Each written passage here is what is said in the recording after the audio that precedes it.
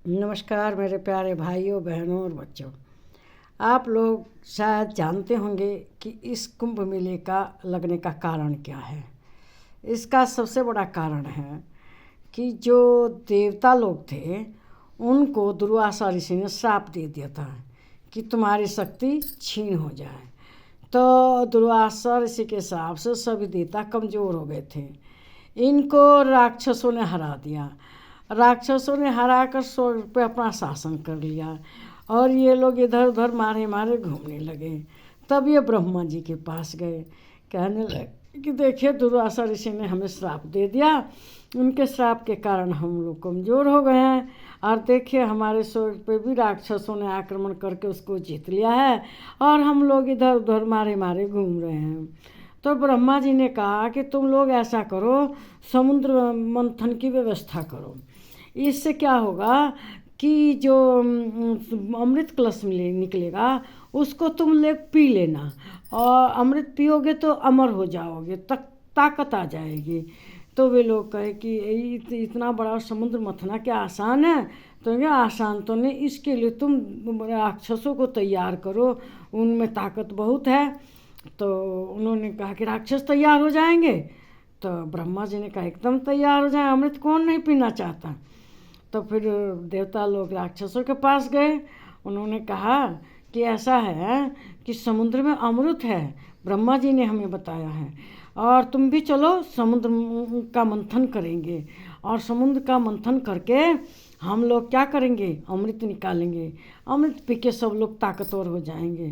तो राक्षसों ने कहा बहुत अच्छी बात है। राक्षस सब तैयार हो गए। तो भाई इतने समुद्र में मोहनी कहाँ से आएगी इसे मथने के लिए?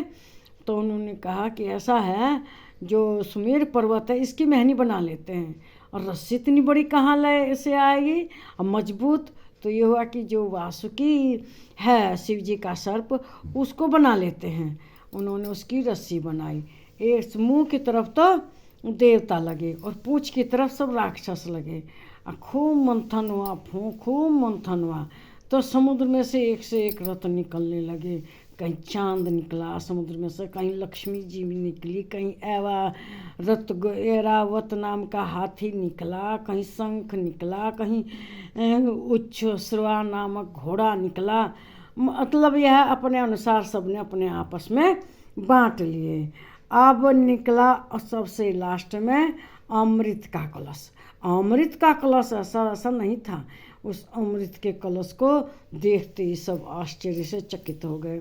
जब अमृत कलश निकला तो ये हुआ कि भाई अमृत का पान कैसे वो करेंगे? तो ये हुआ, लक्ष्मी जी कहने लगी ऐसा, एक तरफ राक्षस निकल बैठ जाओ, एक तरफ देवता, और मैं सबको बारी बारी से अमृत पिला दूंगी। तो राक्षसों ने कहा कि ठीक है। तो एक राक्षस की समझ में ये आया कि मान लो ये पिलाने लगी और देवताओं को पिलाना शुरू कर रही है, हमारी बारी आते आते ख़त्म हो गया तो ये सोच के एक राक्षस जाके देवताओं की लाइन में देवता का रूप धारण के सबसे आगे बैठ गया। तो उसको लक्ष्मी जी ने पहचान लिया। लक्ष्मी जी ने जब पहचान लिया तो उन्होंने विष्णु भगवान की ओर इशारा किया। विष्णु भगवान समझ गए कि ये राक्षस है और ये देवता का रूप बना के बैठा है। तो श्री कृष्ण भगवान विष्णु भगवान ने अपना चक्र चला दिया। तो चक्र से ये हुआ कि ये राहु केतु हो गए, जो मुँह था वो राहु और जो धड़ था वो केतु हो गए और इस तरह से वो अमृत पान नहीं कर पाया और सब देवताओं ने अमृत पान किया। लेकिन उसके बावजूद भी जो छीना झपटी हुई अमृत की, तो उसमें उसकी कुछ बूंदें प्रयाग में गिरी, कुछ हरिद्वार में गिरी और कुछ नासिक में और कुछ उज्जैन में। तो जहाँ जहाँ कुंभ अमृत कलश की बूंदें गिरी वहाँ वहाँ कुंभ मेले का आयोजन होता है। और उस मेले के आयोजन में ये है कि वहाँ पर आशीर्वाद है कि जब तक समुद्र में पानी रहेगा तब तक गंगा जी में त्रिवेणी पे वहाँ पर अमृत रहेगा उस जल में। जहाँ जहाँ भी कुंभ लगता है वहाँ वहाँ अमृत रहेगा।